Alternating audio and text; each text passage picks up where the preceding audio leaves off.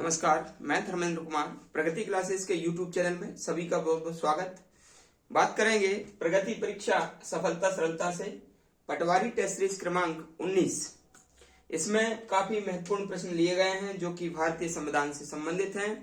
प्रत्येक प्रश्न का व्याख्यात्मक इसमें आंसर मैं बताऊंगा। तो देख लेते हैं। पहला प्रश्न है, संविधान का कौन सा भाग जो है संविधान की आत्मा कहलाता है।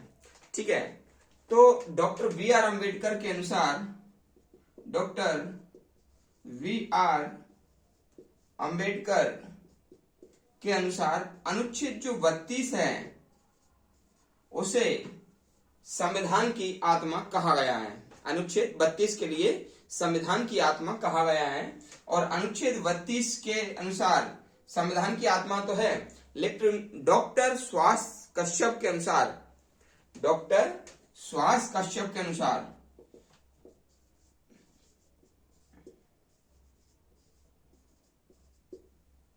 जो संविधान की आत्मा है वो प्रस्तावना को माना है।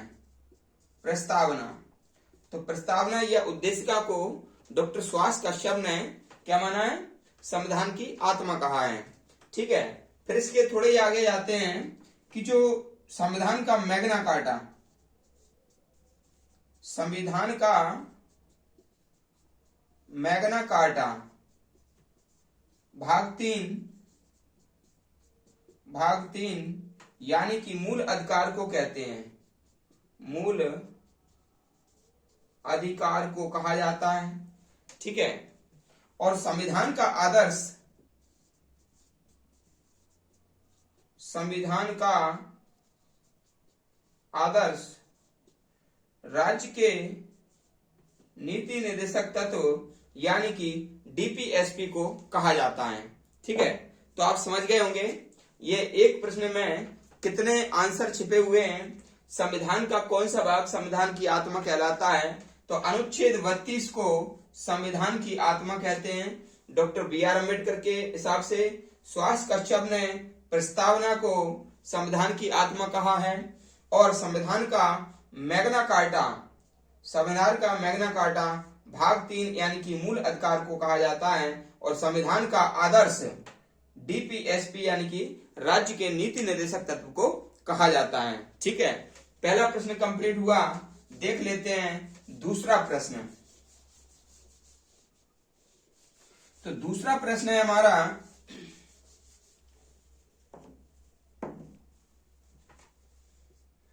उद्देशिका में कितनी बार संशोधन हुआ है? तो उद्देशिका में सिर्फ एक बार संशोधन हुआ है और वह संशोधन हुआ था 42वां संविधान संशोधन 1976 में, जिसके तहत एएसपी शब्द जोड़े गए थे। एएसपी क्या होता है?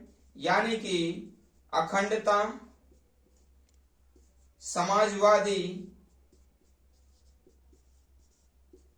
और पंथ निरपेक्ष, ये तीन शब्द 42वां संविधान संशोधन 1976 के द्वारा जोड़ा गया और 42वें संविधान संशोधन को लघु संविधान संशोधन कहा जाता है। ठीक है, फिर देख लेते हैं प्रश्न नंबर 3। तो प्रश्न नंबर 3 है, लिखित संविधान सर्वप्रथम किस देश का है? तो लिखित संविधान सबसे पहले अमेरिका देश ने लिखित संविधान बनाया था 1787 में। अमेरिका का जो संविधान है वह सबसे पहला लिखित संविधान है जो कि 1789 में लागू हुआ था। कब लागू हुआ? 1789 में ये लागू हुआ था और ये बना कब था? ये 1787 में बना था। अमेरिका का जो संविधान है सबसे पहला लिखित संविधान है।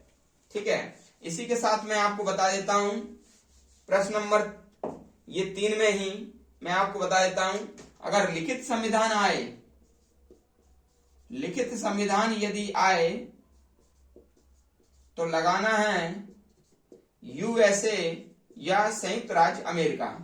यदि अलिखित संविधान आए, सबसे पहला अलिखित संविधान, तो उसमें आंसर लगाना है ब्रिटेन, ब्रिटेन, ठीक है ना। और यदि ये आ जाए कि संविधान की आदि जननी किसे कहते हैं, आदि जननी किसे कहते हैं, तो ब्रिटेन के संविधान को संविधान की आदि जननी कहा जाता है।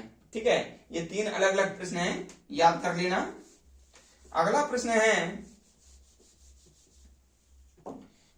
है संसदीय शासन प्रणाली सर्वप्रथम किस देश ने अपनाई थी। ठीक है, तो ब्रिटेन ने सबसे पहले संसदीय शासन प्रणाली अपनाई थी। ठीक है, ये याद रख लेना।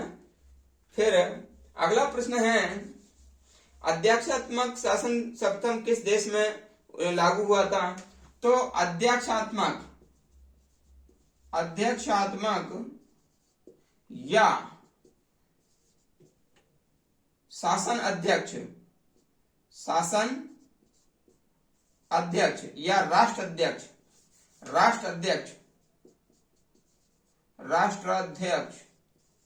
ठीक है ना। राष्ट्राध्यक्ष हो या शासन अध्यक्ष हो, दोनों अमेरिका राष्ट्र में चलता है। सबसे पहले अमेरिका ने इसको अपनाया था। वहां पर जो राष्ट्र अध्यक्ष है और शासन अध्यक्ष है, दोनों एक ही व्यक्ति है, वह है अमेरिका का राष्ट्रपति। ठीक है, अमेरिका के राष्ट्रपति ही राष्ट्र अध्यक्ष होते हैं। अगला प्रश्न है संविधान में भारत का उल्लेख क्या है। तो संविधान में जो भारत का नाम है, संविधान में भारत का नाम है इंडिया दैट इज भारत,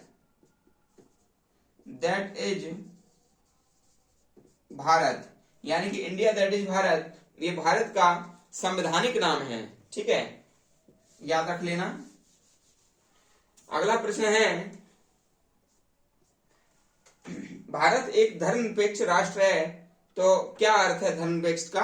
तो मैं आपको बता दूं, धर्मनिरपेक्ष का जो अर्थ होता है वह होता है कि शासन का कोई विशेष धर्म नहीं होगा और सरकार जो है ना किसी भी धर्म को विशेष तवज्जो नहीं देगी या किसी धर्म की विशेष अवहेलना नहीं करेगी, उसको कहते हैं धर्मनिरपेक्ष राष्ट्र। ठीक है, अगला प्रश्न है गणतंत्र का अर्थ क्या होता है। तो गणतंत्र का मतलब होता है कि देश का जो राष्ट्राध्यक्ष है वो जनता के द्वारा चुना जाएगा, वह वंशानुगत नहीं होगा, तो उसको कहते हैं गणतंत्र। जैसे कि भारत के जो राष्ट्रपति हैं वो भारत के सर्वे सर्वा होते हैं, जो कि जनता के द्वारा अप्रत्यक्ष रूप से चुने जाते हैं। इसलिए भारत एक गणतंत्र राष्ट्र है और ये गणतंत्र बना था 26 जनवरी 1950 में, जब भारत का संविधान लागू हुआ था और संविधान सभा के द्वारा 24 जनवरी 1950 में भारत के राष्ट्रपति चुने गए थे संविधान सभा के द्वारा। फिर 1952 में जब चुनाव हुए तो राष्ट्रपति का जनता के द्वारा अप्रत्यक्ष रूप से निर्वाचन हुआ था। ठीक है, तो ये सब आप याद रख लेना। फिर आता है भारत का संविधान भारत को कैसे वर्णित करता है। तो भारत जो अनुच्छेद 1 है, तो अनुच्छेद 1 है उसमें कहा गया है कि भारत राज्यों का संघ होगा, भारत राज्यों का संघ है। ठीक है ना, ये भारत का संविधान भारत को वर्णित करता है। ठीक है, अगला प्रश्न है संविधान सभा में कितने सदस्य थे। तो भाई जो संविधान सभा थी, संविधान सभा, इसमें कुल 389 सदस्य थे, 389 सदस्य थे। इनमें से 292 ब्रिटिश प्रांतों से थे, ठीक है ना, और 93 देशी रियासतों से, ठीक है, 4 कमिश्नरी क्षेत्रों से,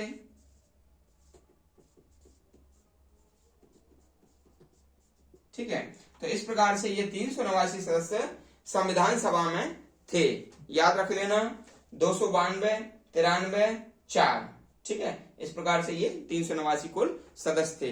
तो टेस्ट सीरीज आपको कैसी लगी कमेंट्स करके बताएं, वीडियो को अधिक से अधिक शेयर करें और लाइक करें, कमेंट्स करें, और जो व्यक्ति नए हैं वो चैनल को सब्सक्राइब करें। सभी का बहुत बहुत धन्यवाद।